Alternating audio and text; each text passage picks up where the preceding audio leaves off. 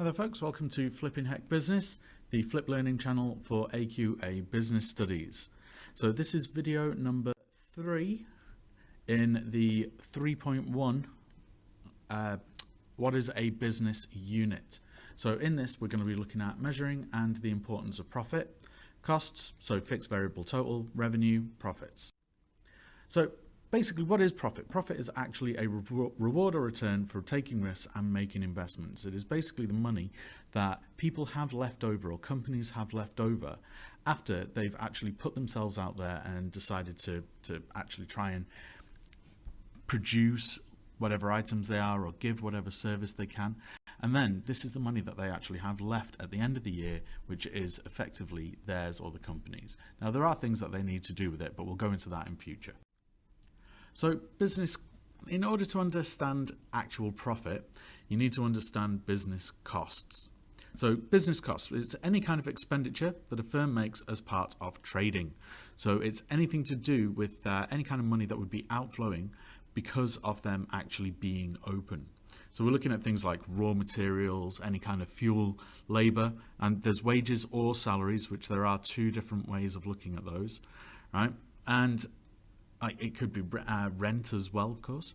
And the way that we normally classify these is fixed, variable, or semi-variable. Now, semi-variable isn't quite as important. Usually, semi-variable can actually be broken down into fixed or variable. It's just sort of a broader way of looking at some of the subjects.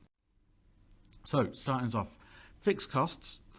These do not change depending on output. Now, it's really, really important that you kind of get it into your head that that is the difference. Just saying fixed costs do not change is actually very inaccurate because fixed costs can change. Your landlord can put your rent up, you could end up having to buy new machinery. Like, all these are costs that can go up and down. But what's important is that a fixed cost doesn't depend on output, and output is the number of units you are producing. So like we've got here, if a business sells one football, like say, so 1 unit football, then it's still going to pay the same amount of rent as it would be paying if it sold 1 million units of footballs, right? It's still actually going to be like, say, £10,000 a month rent. Well, if they're not selling any footballs, it's still going to actually be £10,000. No one's going to magically just say, oh, well, you haven't made anything this week, so what we'll let you do is we'll just let you off the rent. That's not going to happen. That's not how business works. But similarly, if they're making huge amounts of money, or huge amounts of units, sorry, then they will actually make, they'll actually cover their rent a lot quicker and easier because they're making so many more units. So things like this, it's usually we're looking at rent, electricity, gas, any kind of insurance, and then salaries. So like I said, salaries are a little bit different simply because salary is when someone is paid for a year's worth of work, and it doesn't matter how many hours they cover in that year, they'll still get paid the same. Now, variable costs, they are a little bit different. These change depending on output. And again, think like, it's got to be variance on the unit output. And if you just put, like variable costs are costs that change or costs that vary, well done on one, just rewriting the actual question. But you need to actually put depending on output. So increasing the amount of the goods produced will increase the variable cost. So for this, again, if we go back to the football analogy, think things like the direct production costs like leather, thread, dye, colouring, right? These are like rubber, plastic, metal. These are all the kind of like things that will actually increase as you make more. Think about it. If you make a single football, then you only need 1 football's worth of leather, 1 football worth of thread, 1 football worth of plastic, 1 football worth of colour or dye. Well, if you make 2, then you need to have double that amount.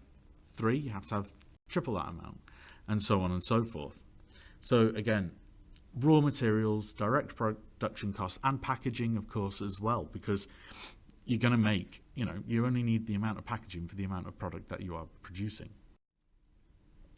Now, semi-variable costs, like I said, these don't come up as often, to be fair, but not everything falls neatly into fixed or variable. And usually that's because you're looking at it from a broader perspective. So if you looked at transport, well, yeah, okay, transport costs, we would say, well, they're semi-variable. Well, why are they semi-variable? Well, because vehicle payments and insurance are fixed. So those are things that you will pay dead on to actually how many you need, right? So if you've got like 10 vehicles, then you would have 10 lots of insurance. But fuel and drivers' wages can vary. So if you are suddenly producing more of a product, well, you might need to transport it more. So therefore, your cost of fuel could go up. And if you're having to like do more runs, then you're going to have to pay those drivers to do it as well. So as you combine these, we say that they're semi-variable. But usually, you've got to sort of look at it. It's the same as marketing. Marketing will be, well, we'll look at marketing and we'll go, right, well, we've got a budget and we would work against that budget. Great. But if we are suddenly like producing more items, then we might decide to put more videos out. Well, that doesn't really depend upon the unit, does it? So we've still got to actually use another term, which is the semi-variable. Right, so total costs, TC. So total cost always assumes that all costs are either fixed or they are variable. And the formula for total cost is total fixed cost plus total variable cost. Nice and easy. And the higher the level of production, the lower the unit cost per unit due to the full fixed costs being spread over more units. So again, if you've got, say, keeping with the football analogy, I know that we could probably move on to something more interesting, but keeping with football analogy, then we've got one football being produced. Well, if we sell that football, it's got to try and cover the whole of the fixed costs. Whereas you sell 10 footballs and now all of a sudden it's split across 10 units. You sell 1 million footballs and it's split across 1 million units, and that figure can end up going down and down and down. And the more units, in theory, the more units produced, the actual more money you will make. Now that's not necessarily true in the long term, but that's something that we'll look at for further unit. So looking at costs and decision making. Now costs are very, very important. There are basically two ways of making profit, really, for a company, and that's to either increase sales, which is not anything that's really in your control, and it will probably cost you money, or you can cut costs, which means that you could make more potential profit. So by like reducing your rent down means that that change is actually going to go back to you. So they actually help you decide, okay, so if we're going to make profit, then we need to cut costs. You can actually look at them and go, right, well, where do we need to cut? It also helps you decide on pricing of goods and services. Once you know how much it costs for you to make something, then you can start looking at your pricing strategy and decide, okay, so how am I actually going to like charge people for this? But it can be quite difficult to work out if you sell a big range of products, because usually it's taking into account that you've just got an average price. So it can be quite difficult to use, but it is incredibly important. Please make a note of that. So when we're looking then at business revenue, which is the next part of profit, then revenue is income over a period of time. It is money that you make through selling goods or services that is coming into you. And it can be worked out really simply by quantity sold, so quantity of whatever it is you're selling, times the average selling price. Now, usually if a business lowers its price, then it can expect to sell more of a product. I mean, like, it means that it's open up to more people who maybe couldn't afford it before, or people will see it as a deal. But that does not guarantee that its profit will increase, because of course per unit you're going to decrease the profit. Now, we'll be looking at price elasticity of demand in further videos, so don't worry too much about that at the minute, but understand that there is a direct relationship there. So on the flip side as well, if a business raises its prices, then it can expect to sell less product, but that does not guarantee that its product, like its profit, is going to decrease. So, you know, putting the price up a little bit, well, people might still actually want the product enough to pay that extra price. Think of like things like the iPhone, which have gone just up and up in price lately. So profits themselves. Now here's what you need to know about cost and revenue, is that profit equals total revenue minus total costs. So total revenue minus total costs.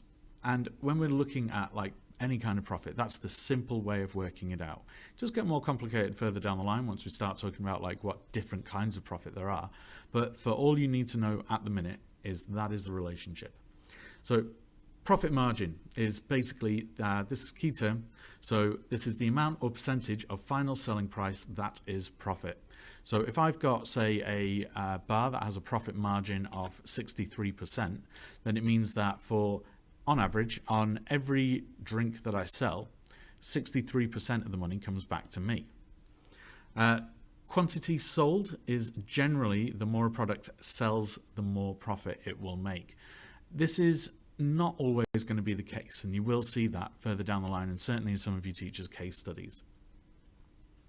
And then finally, if business costs are more than revenue, then the business is considered to be at a loss. It is not making any money, and it is actually not in a very good position financially. So when we look at a profit diagram, you can see it here.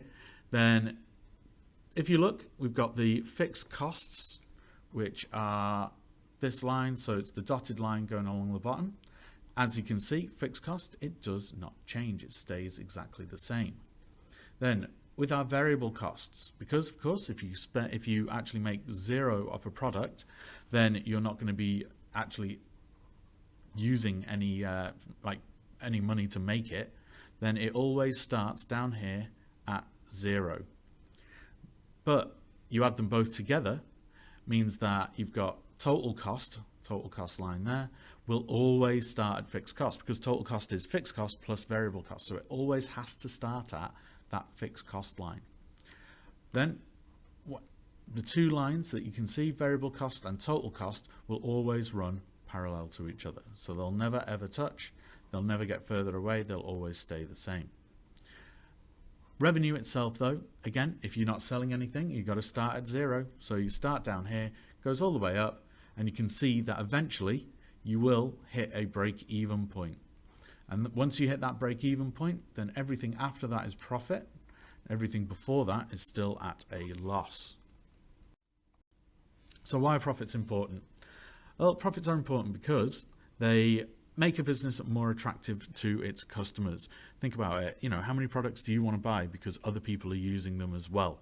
Well, they're making money. You'll be like, right, well, they must be doing something right, so I'll get on board with that. They can make them more attractive to investors and make it easier to actually get money from, say, banks or from loans, simply because, again, we know that you're profitable. We know you're going to make money. We know you're going to pay it back. It might be more attractive to potential buyers. So if you actually want to sell your company, then if it's profitable, other people are going to be like, yes, we'll take that, and you can sell it at a higher price. Suppliers may be more confident in the business and allow credit or discounted prices for larger orders because they know that you are going to fulfill them. You're not going to be like, oh, well, actually, we're having cash flow problems. Can we sort you out with money later? They know that they're going to get that money straight away. And then charities will use this excess net profit for charitable services, such as delivering aid boxes or running wildlife parks. So charities are after a profit. That is what they are trying to do. In all of their selling of products, etc., they are trying to make a profit. The difference being, of course, then that they use that profit for the greater good. They use it to actually help people or to help other companies, etc., right? As opposed to just keeping it to pass on to its shareholders. So these are the key terms. So you're looking at stakeholders. So stakeholders is anyone with an interest in the business. We've got another video on that coming.